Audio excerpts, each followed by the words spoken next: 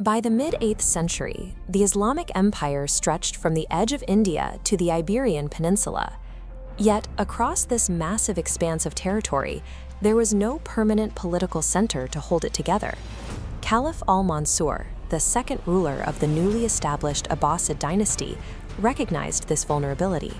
To secure his family's grip on the empire, he needed to anchor it to a permanent, centrally located seat of government.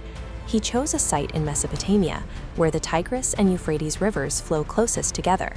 This narrow stretch of land offered year-round climatic advantages and immediate access to trade routes connecting to the Roman Empire, India, and China. During his search for this site, Christian monks warned al-Mansur of a local prophecy. They claimed a king named Miklas was destined to build a great city there, only for it to be breached and severely damaged.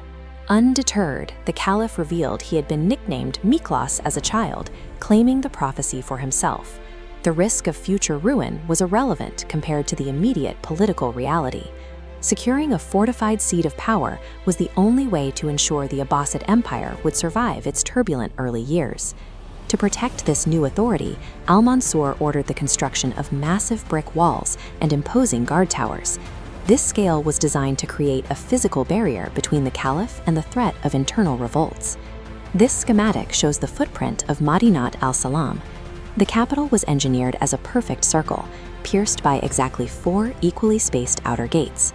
Looking at the interior, every radial pathway converged directly onto the precise geographic center. These floor plans detail the city's gates. To move inward, visitors had to navigate a multi-layered series of internal corridors and an inner courtyard, a design that strictly regulated who could access the interior rings. At the very center stood the caliph's palace and its green dome. Crowned by a statue of a horseman clutching a lance, it was visible from the city's outskirts. Tradition held that the rider's lance would always point toward the enemies of the empire. By placing his residence at the exact center of this radial design, al-Mansur was building an imago mundi, a city constructed as a literal, scaled model of the universe.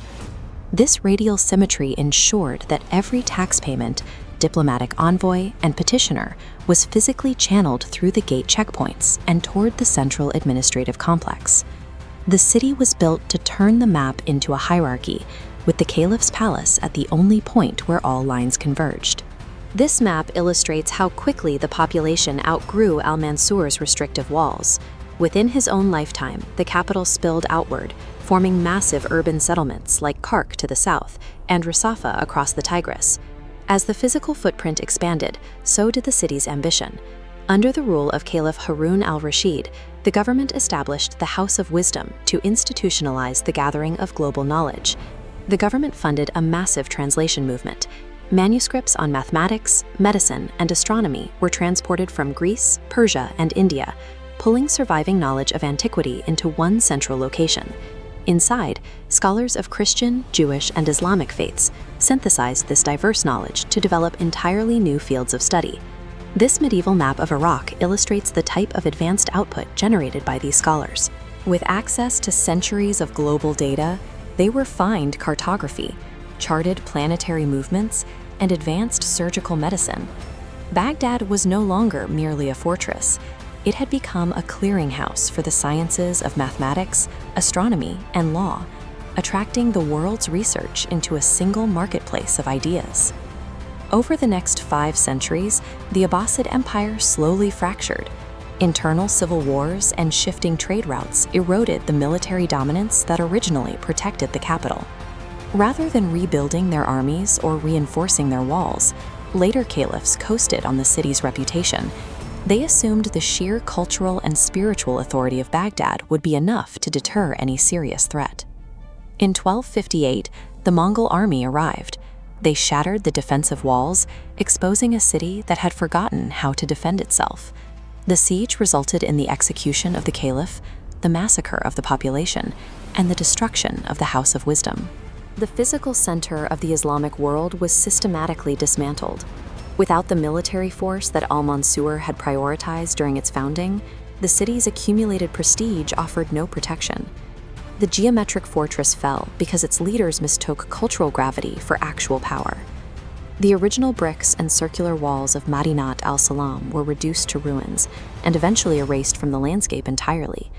No physical remains of the round city exist today. However, the intellectual outputs of the city had already been copied, traded, and carried across borders. The mathematics, astronomy, and medicine synthesized in Baghdad would eventually find their way to Europe, providing the foundation for the scientific revolution. In the end, the capital outlasted its own destruction. Long after the walls fell, it survived in poetry, literature, and mathematics, shedding its physical geometry to exist permanently as an imagined landscape.